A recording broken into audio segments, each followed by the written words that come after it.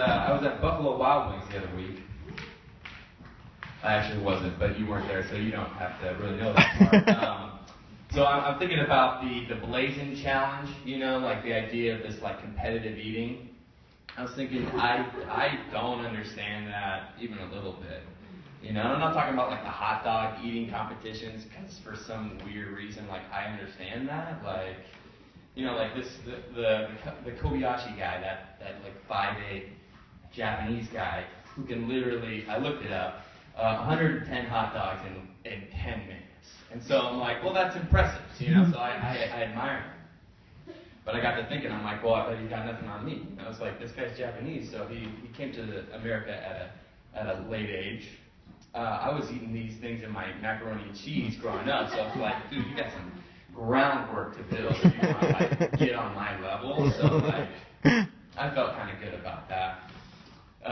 So no, I'm not talking about like the professional guys, but I'm talking about like amateur hour, you know, like you go on TV and you see like these diners where it's like, hey, you can eat the world's biggest meatball and get it in like 15 minutes, fuck it.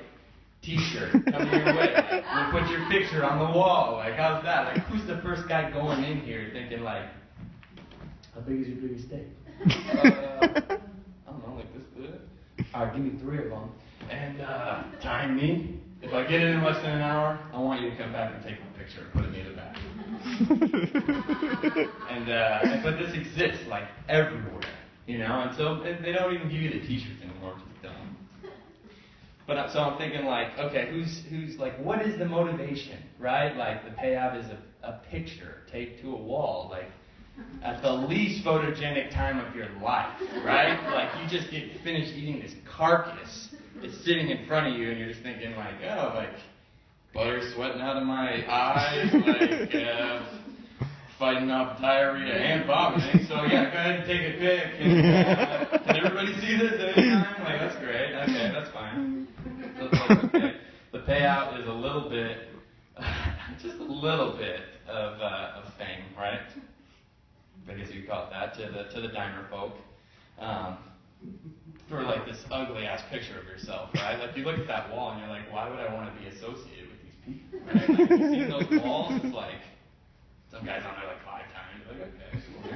And then it's just like this looks like a serial killer's basement, right? Like a bunch of people who don't really look like they want their picture taken, but they got their picture taken. They all kind of look similar.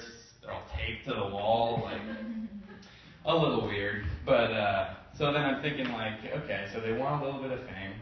They don't care about the picture quality, so why don't these people just get addicted to meth, right? I mean, like, hear me out, because those people, their pictures are just as bad, right? And you see those guys on the news, like, all the time. I turn on the news and I see like 20 of these people, I'm like, dang, these guys are getting the press that they deserve.